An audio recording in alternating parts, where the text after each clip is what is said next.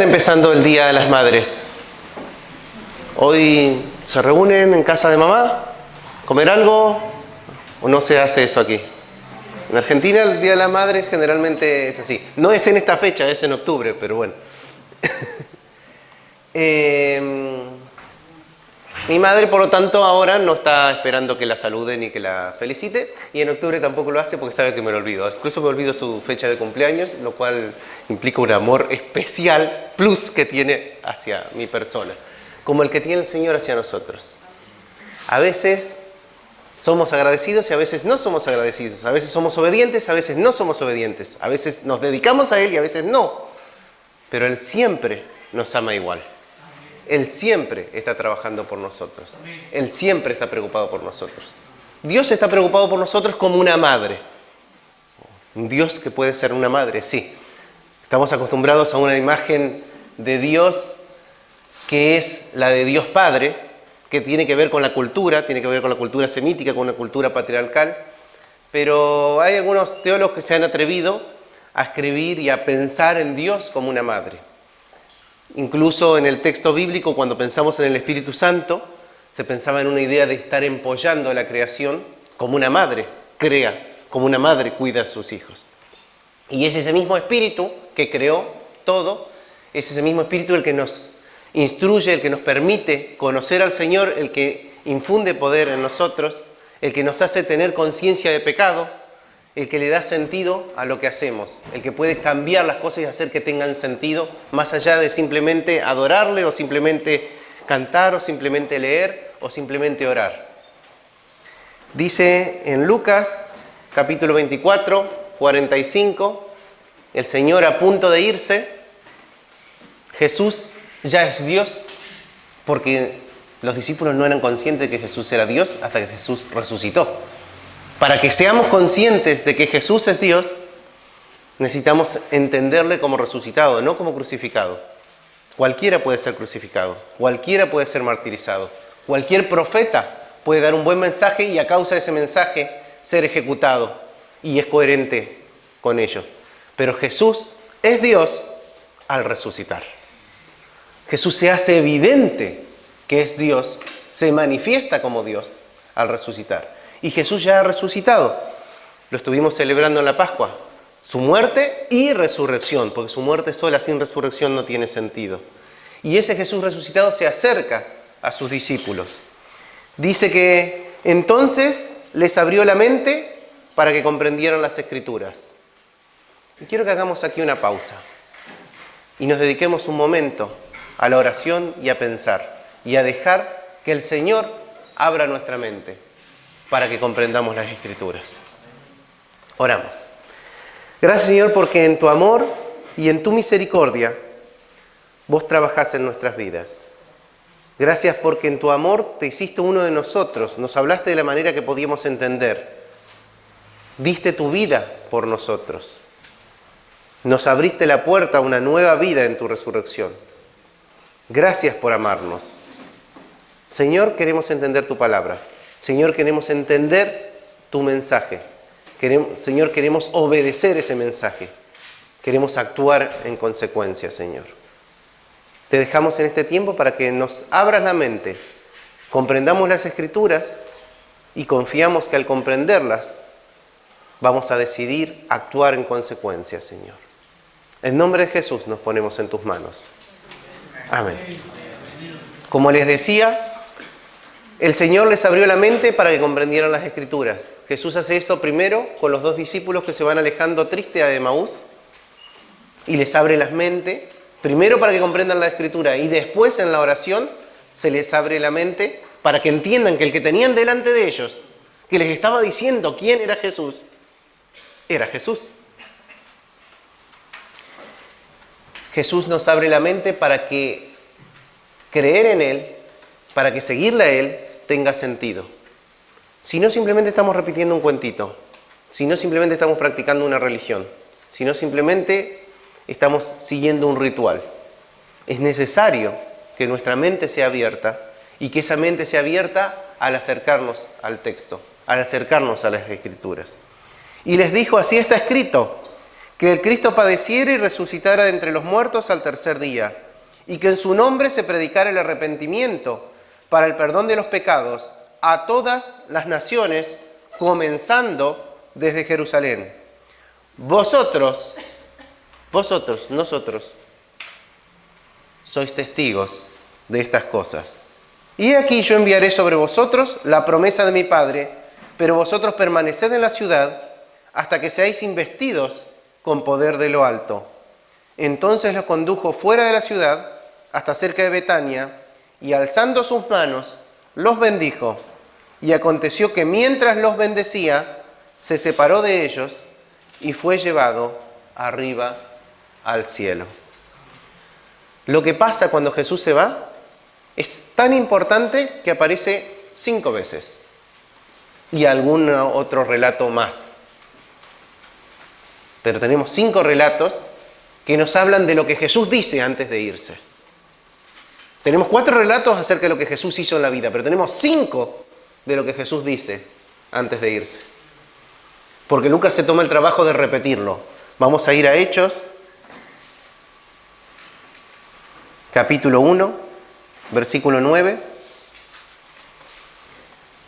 Antes de esto, Lucas repite todo el texto con el que terminaba el Evangelio, lo vuelve a repetir. Como las series, vieron que al principio tienen una parte, en episodios anteriores.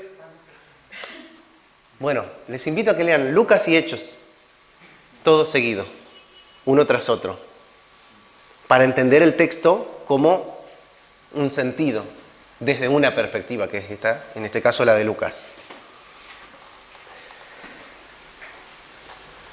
Dice en el versículo 9, cerrando un poco lo anterior, después de haber dicho estas cosas, fue elevado mientras ellos miraban, y una nube le recibió y le ocultó de sus ojos.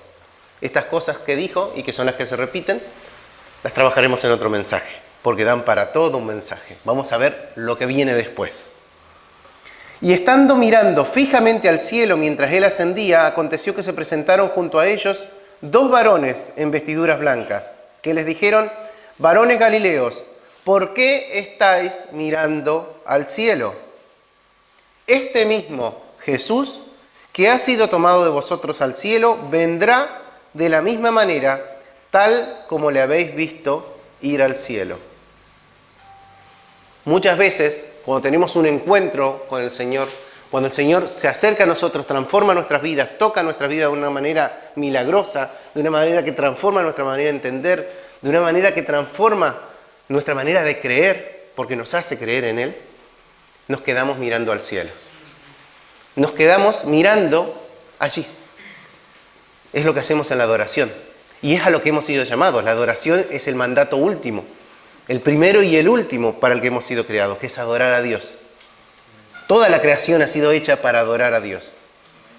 Pero hay una parte puntual y específica que nos toca a los seres humanos, que es: ¿por qué quedarnos en esa adoración? Si sabemos que Jesús vuelve, si sabemos que hay sentido, ¿por qué nos quedamos solo con la adoración? ¿Por qué nos quedamos solo con un lindo momento de oración y de cantar? ¿Por qué nos quedamos con el éxtasis?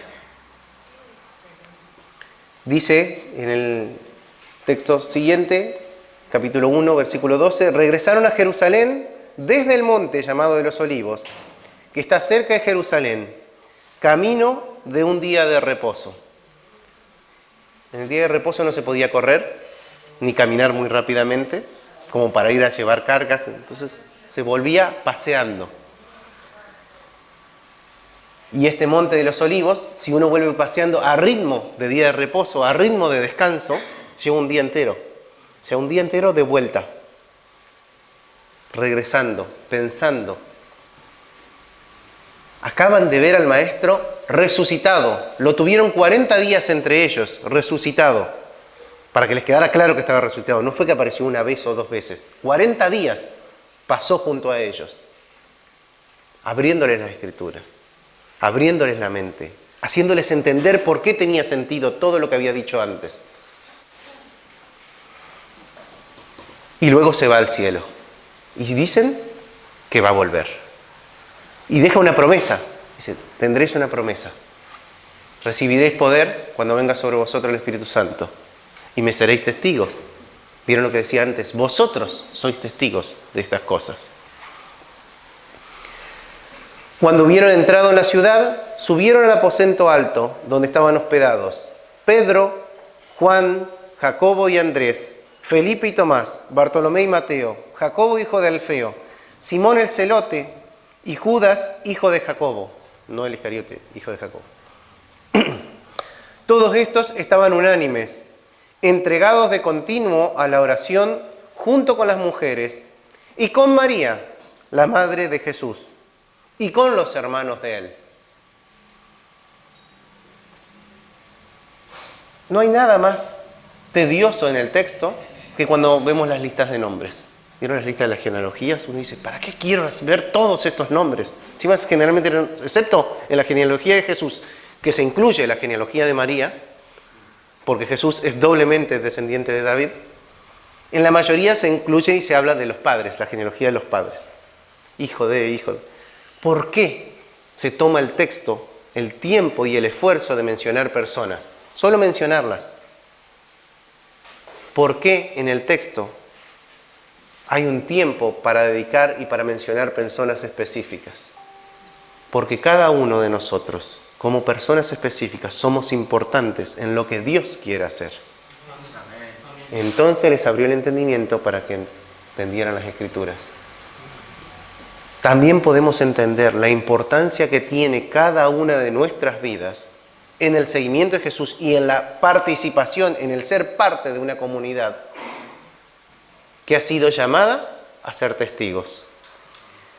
Y dice aquí quiénes eran los inquilinos, los que estaban hospedados. Se ve que el contrato estaba a nombre de Pedro, Jacobo, Juan y Andrés, Felipe y Tomás, Bartolomé, Mateo, Jacobo, Simón y Judas. Pero si seguimos un poco más adelante, ya en el capítulo 2, vemos que se han cumplido 50 días de la Pascua. Llegó el día de Pentecostés. Pentecostés es eso.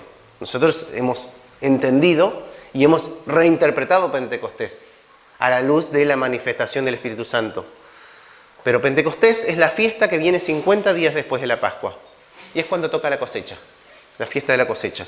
Fiesta que algunos de mis ancestros todavía celebran en algunas comunidades, pero en otra fecha, porque la cosecha se celebra en otra fecha. Entonces se celebra cuando está la cosecha, para recordar que Dios es el que provee.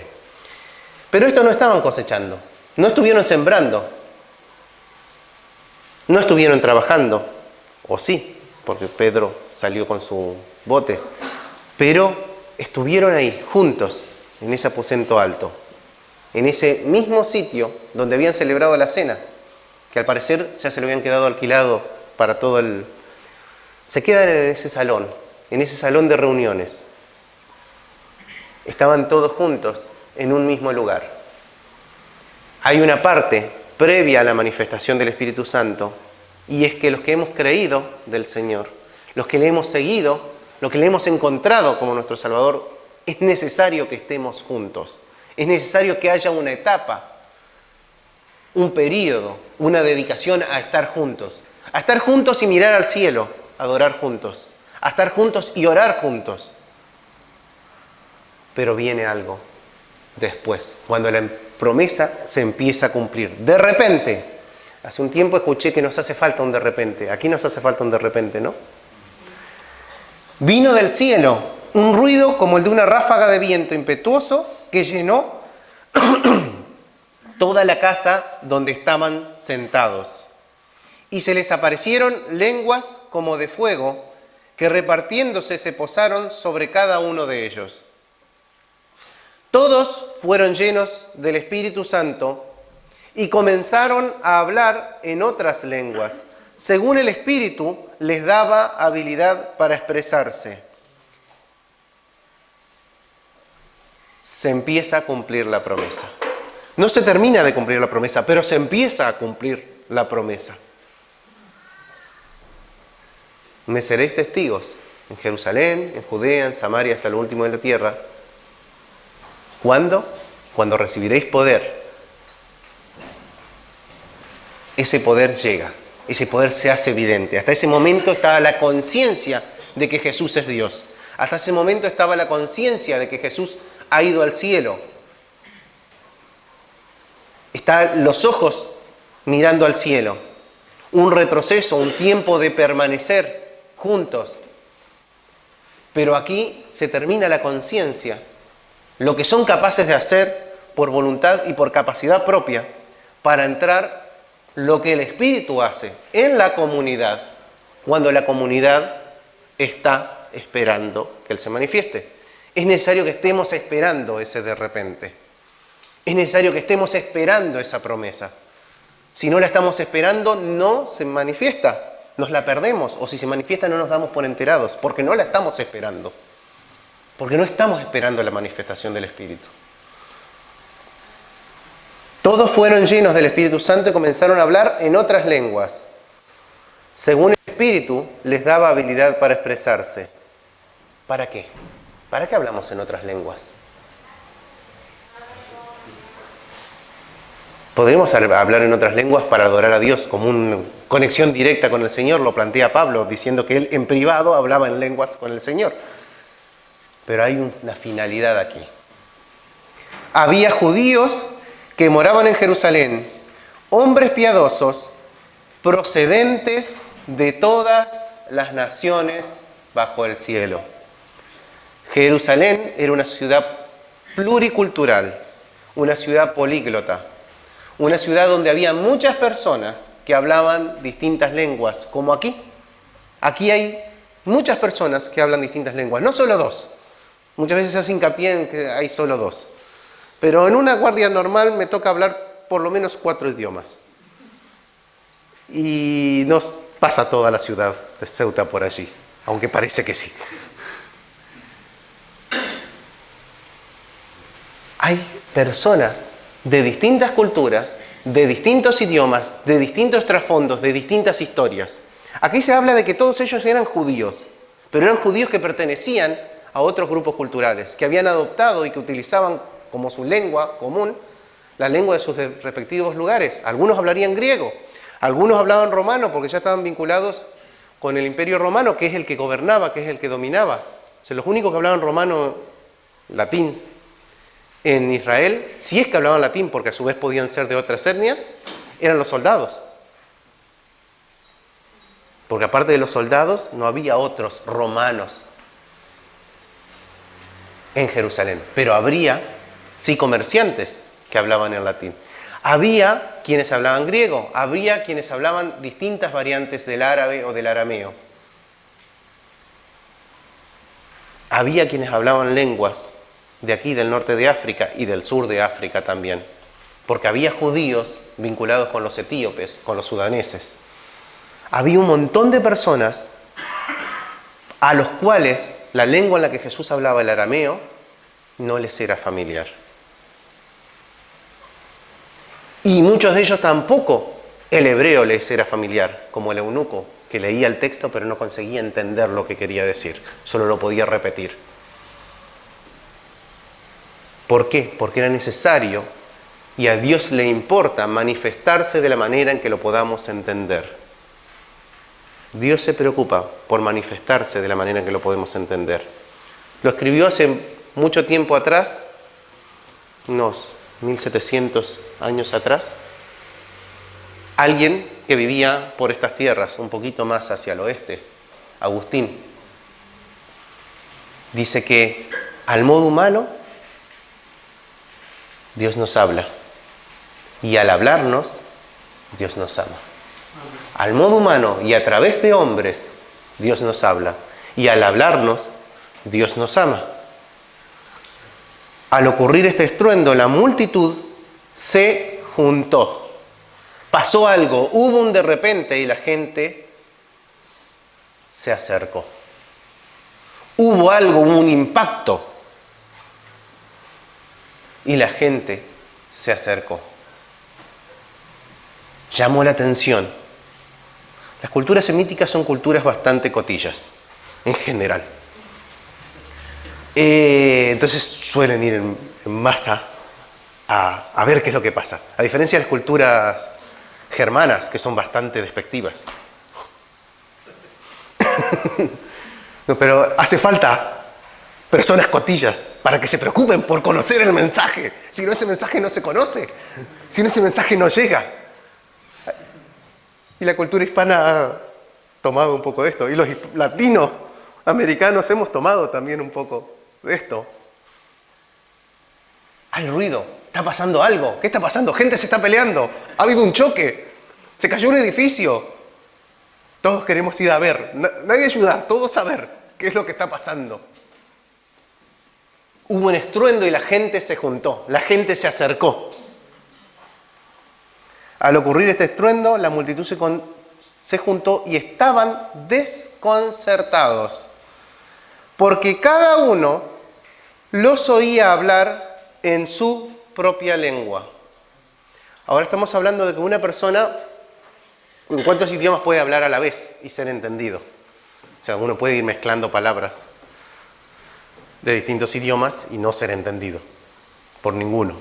Pero si habla un idioma, uno puede vocalizar un solo idioma a la vez.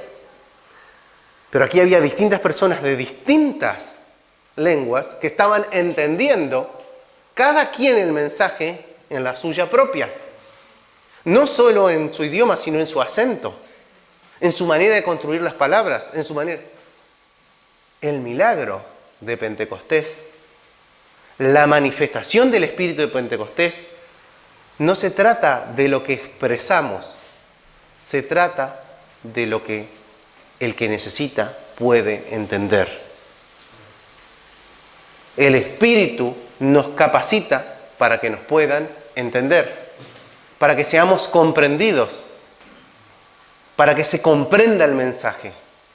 Como decía al principio, les abrió la mente para que puedan entender las Escrituras. Sin el Espíritu Santo, lo que leemos en el texto es una historia más. Es un mito, es un cuento, es un poema. Con el Espíritu, al leer el texto, ese texto es palabra de Dios para nosotros. Y estaban asombrados y se maravillaban, diciendo: mirad, ¿no son galileos todos estos que están hablando? ¿Cómo es que cada uno de nosotros los oímos hablar en nuestra lengua, en la que hemos nacido? Partos, medos, elamitas, habitantes de Mesopotamia, de Judea, de Capadocia, del Ponto y de Asia. Eso es toda la zona asiática, la que menciona hasta ahora. De Frigia y de Panfilia, de Egipto y las legiones de Libia, ahora se vino hacia África.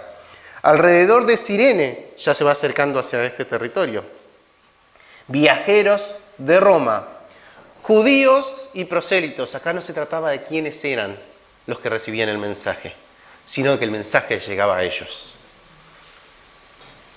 No se trataba de pertenecer a una élite particular, sino de que Dios se manifiesta a todos. El milagro de Pentecostés es Dios manifestándose a todos de manera que le podamos entender. El de repente nos tiene que llevar a que le podamos entender todos y que todos le puedan entender. Cretenses y árabes, les oímos hablar en nuestros idiomas de las maravillas de Dios. Todos estaban asombrados y perplejos, diciéndose unos a otros: ¿qué quiere decir esto?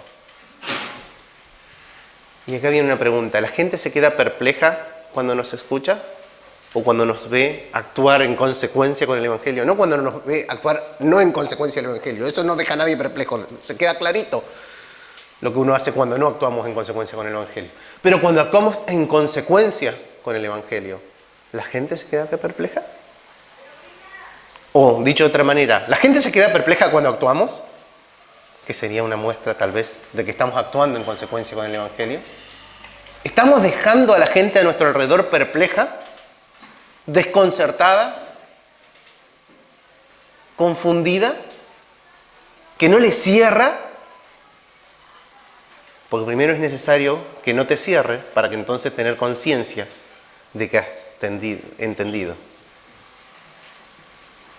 para que seamos conscientes que el Espíritu ha actuado en nosotros y nos ha abierto la mente para que entendamos el mensaje, primero es necesario que seamos conscientes de que no entendemos el mensaje.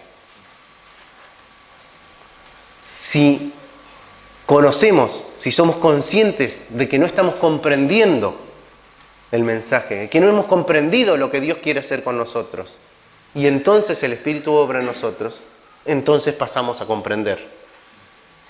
Y automáticamente con el pasar a comprender, comienza una acción. Todo esto no es para tener un poquito más de show. Todo esto no es para enfocar más los ojos hacia arriba. Todo esto no es para quedarnos conectados con el cielo egoístamente. Todo esto es para que seamos testigos. Como dijo Jesús, y vosotros sois testigos de todas estas cosas. Y me seréis testigos. No tiene sentido el Espíritu en Pentecostés si no estamos siendo testigos.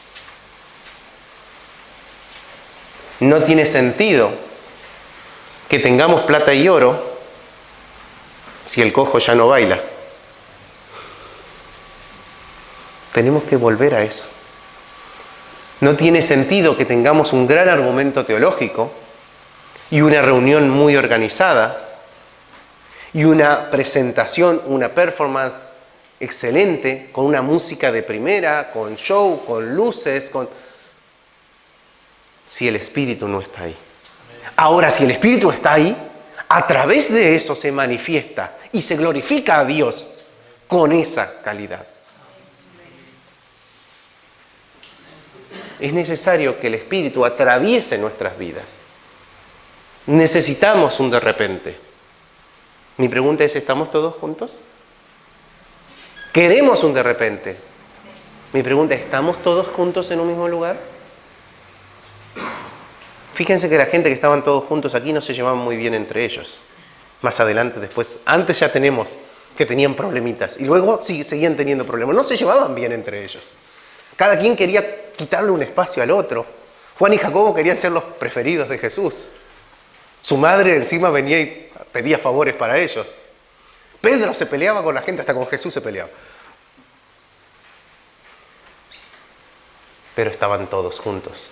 Había un guerrillero entre ellos y otro que les cobraba impuestos y que robaba para el imperio. Yo no sé cómo harían para estar entre ellos. Una extrema derecha y una extrema izquierda. Ahí juntitos los dos. Estaban todos juntos. Si estamos todos juntos y esperamos a ese de repente y esperamos la promesa y estamos expectantes de la promesa, no mirando al cielo, sino juntos, si hemos hecho nuestro camino de reposo, nuestro tiempo de retorno de habernos encontrado con Jesús y permanecemos juntos, el Espíritu se manifiesta. Pero cuando se manifieste, no es para el show. Cuando se manifieste, no es para lucrar con ello, como algunos han hecho. Es más, algunos mismos en Hechos se nos cuenta que había quienes querían lucrar con las sanidades y con las liberaciones que hacía el Espíritu Santo, Simón el Mago. A ver, deme esto, que así la gente me va a dar plata para que yo los libere. Cuando el Espíritu se manifiesta, las vidas cambian. Cuando el Espíritu se manifiesta en quienes ya hemos empezado a ser cambiados por Jesús, en quienes ya le estamos siguiendo, entonces somos testigos. Dice que mientras estaban asombrados y perplejos, sin entender qué quiere decir esto, había quienes se burlaban y decían están borrachos. Es posible que la gente pueda llegar a burlarse de la comunidad de fe. Es posible que la gente se burle de los seguidores de Jesús, de los cristitos. Eso va a venir más adelante. Los cristitos, como fueron conocidos en Antioquía. Si no somos cristitos, la gente no se burla. Ahora, si somos cristitos, pequeños jesucitos, y la gente se burla, se está burlando de algo que es real en nuestras vidas, que Dios está...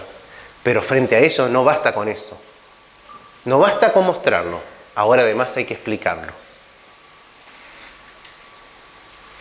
También Agustín dijo, predica y si es necesario habla. Estamos acostumbrados a ese texto como excusa para no hablar. No, aquí es necesario que se manifieste el Espíritu y ahora hay que dar una explicación de que Dios se está manifestando.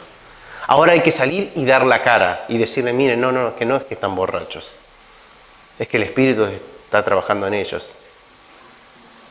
Y entonces sale Pedro, poniéndose en pie con los 11, no solo, estaba junto con los 11, alzó la voz y les declaró, varones judíos y todos los que vivís en Jerusalén, sea esto de vuestro conocimiento y prestad atención a mis palabras, porque estos no están borrachos como vosotros suponéis, pues apenas es la hora tercera del día.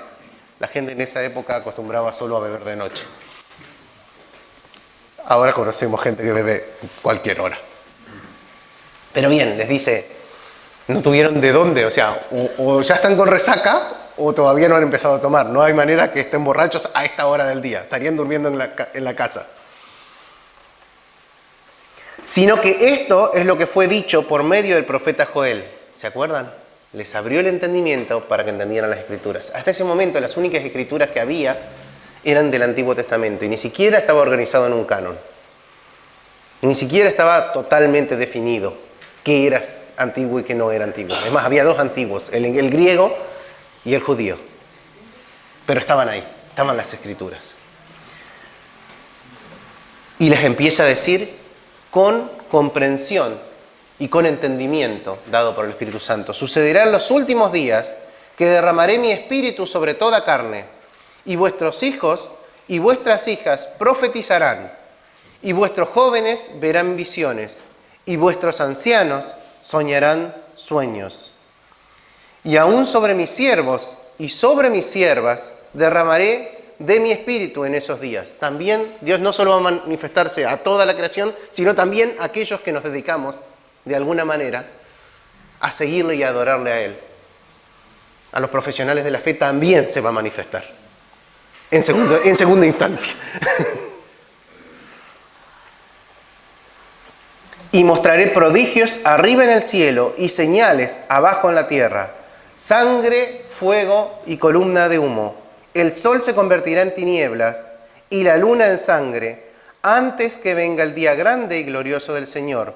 Y sucederá que todo aquel que invoque el nombre del Señor será salvo. Este es el quid de la cuestión, del mensaje.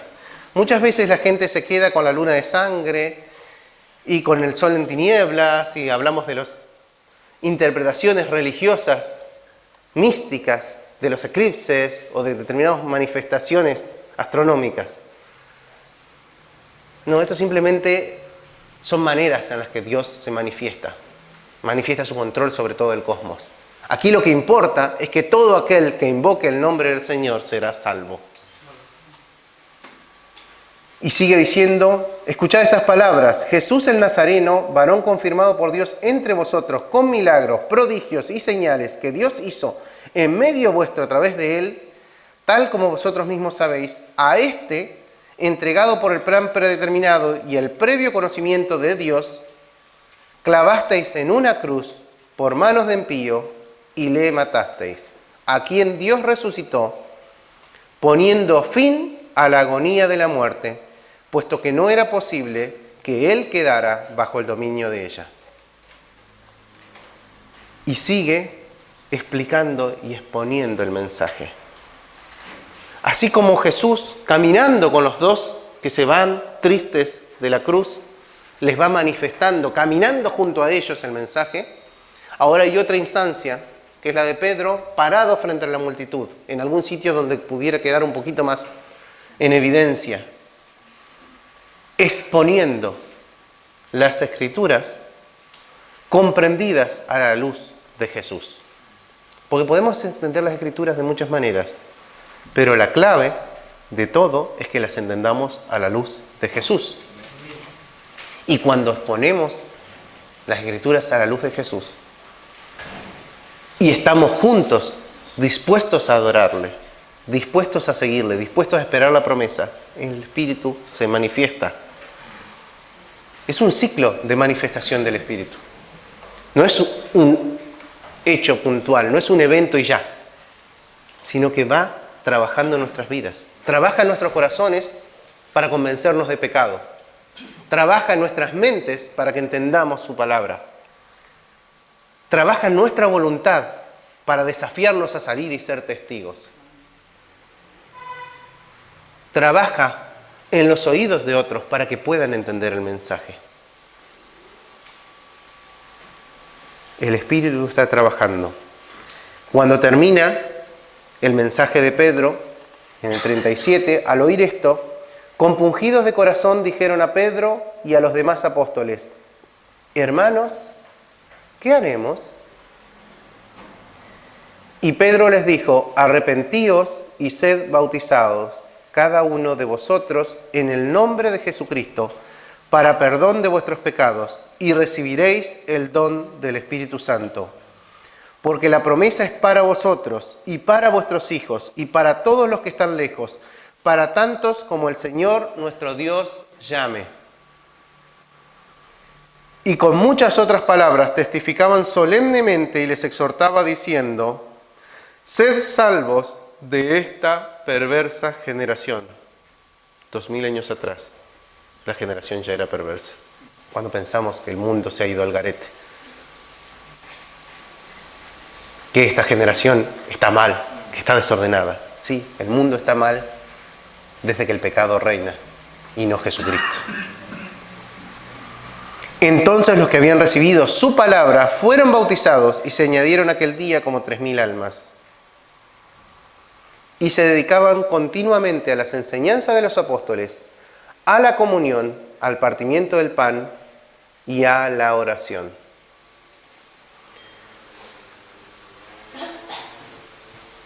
Eran 11, luego eran 120, luego eran 120 todavía atemorizados en un salón. Más o menos habrá sido como este, un poco más pequeño probablemente, pero no mucho más pequeño porque tienen que entrar 120 personas. Donde estaban juntos, esperando. 50 días llevaban del milagro más grande que se les podía ocurrir, que era que una persona venciera la muerte. 50 días de que su maestro primero fuese crucificado, perdieran toda esperanza, luego se manifestara y les mostrara que el problema era que la esperanza la tenían humanamente y que tenían que tenerla divinamente, y que entonces tuvieran conciencia de que Jesús era Dios. 50 días acompañados, y es interesante porque no se escribe qué es lo que pasó en estos 50 días con Jesús resucitado. No hay detalles, salvo los momentos específicos en los que empieza a aparecerse. Después no hay muchos detalles. ¿Qué es lo que dijo? ¿Qué mensaje? ¿Qué instrucciones concretas les dejó? No tenemos mucho contenido de eso. Como tampoco tenemos contenido del tiempo que Pablo pasó junto a Jesús. No lo tenemos. Sabemos que está. Es lo que no está escrito, pero que sabemos que pasó. ¿Se acuerdan de lo que hablábamos la vez pasada sobre cómo nos acercamos al texto? Viendo lo que dice ese texto, lo que pasa y lo que nos toca hacer. Bueno, también nos importa lo que no dice en ese texto, lo que se elige callar. Porque eso nos pone en evidencia cuál es la parte importante de todo esto. Nos encantaría tener todo ese contenido de esos 50 días para convertirlo en una ley y obligar a todo el mundo a hacer eso y si no matarlos. Es lo que hemos hecho todas las organizaciones de fe, las organizaciones religiosas. Cuando creemos que esto es lo que hay que cumplir para ser salvos, lo hemos convertido en una ley y hemos ejecutado cualquiera que no encaje en este patrón. No lo ha hecho una sola comunidad, lo han hecho todas. Es algo natural, es parte de la religiosidad. Pero por eso es que aquí no hay ese contenido. Lo que hay es el Espíritu. No hay ni siquiera el texto. Lo que hay es personas. Es un grupo de personas que son testigos. Vamos a volver un poquitito más arriba a un problema que se les había manifestado en Hechos 1:12.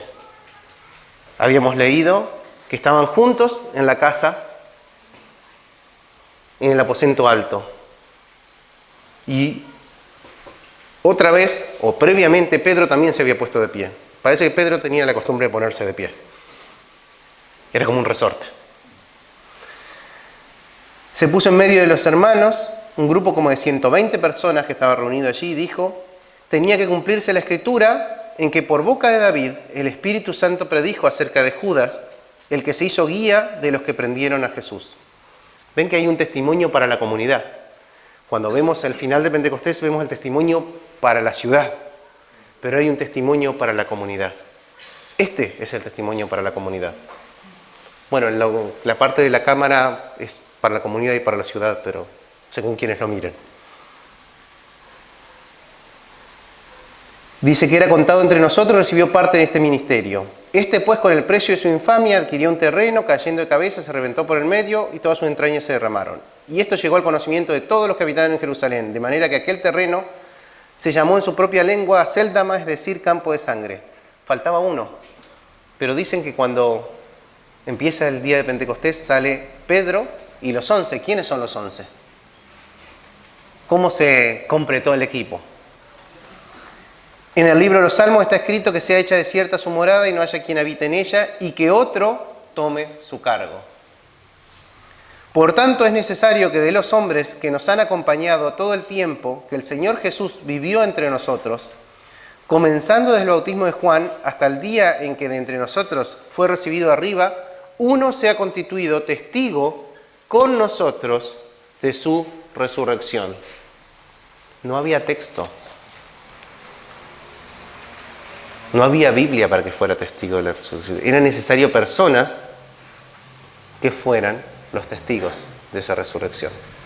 Era necesario reconocer en determinadas personas y decir, bueno, nos ponemos de acuerdo en decir que estos son los testigos de la resurrección. Y no eran 2, como decía la ley judía, sino que eran 12. Obviamente lo que hicieron fue elegirlos entre ellos.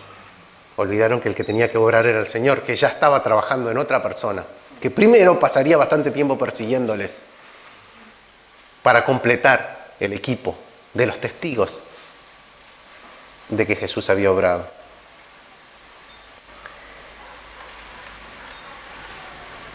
Es necesario que de los hombres que nos han acompañado todo el tiempo en que el Señor Jesús vivió entre nosotros, comenzando el bautismo de Juan, hasta el día en que de nosotros fue recibido arriba, uno sea constituido testigo con nosotros de su resurrección. Y presentaron a 2, José, llamado Barsabás, al que también llamaban Justo. Es interesante que te llamen Justo, habla bien de ti. Y a Matías. De José se hablan muchas cosas, porque se habla de que era Barsabás, o sea, a qué familia pertenecía, y de la característica que él tenía. Es decir, que tenía un currículum, y estaba Matías, a un costado. Y habiendo orado, dijeron: tú, Señor, que conoces el corazón de todos, muéstranos a cuál de estos 2 has escogido. Claro, le pusieron, Señor, elegí entre estos 2. No le preguntaron primero, Señor, ¿querés elegir a uno? No, le trajeron 2 y le dijeron, a ver, de estos 2, ¿cuál elegís?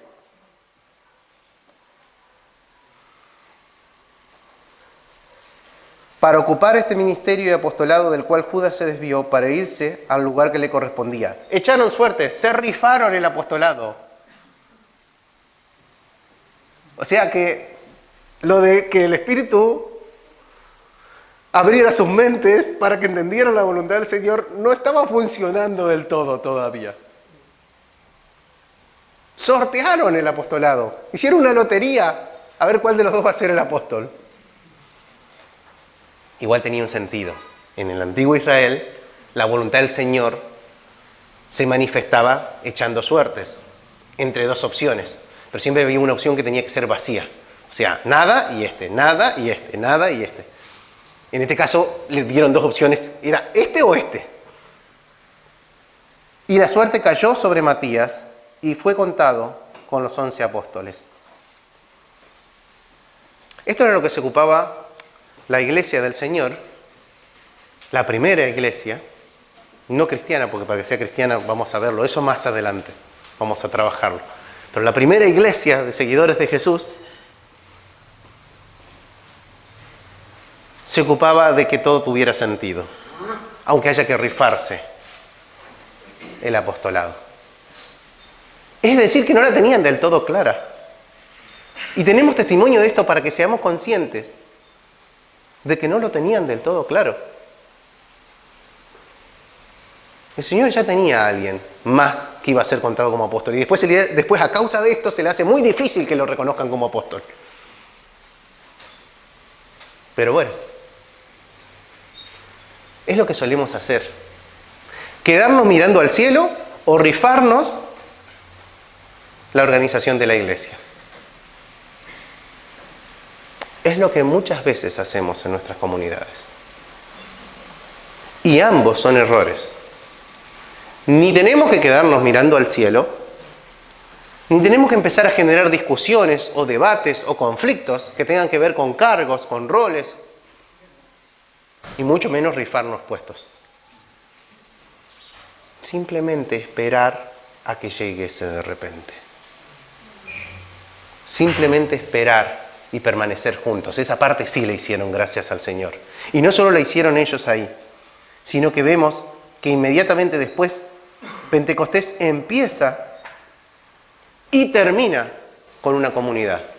Empieza como una comunidad de 120 y termina con una comunidad de más de 3000.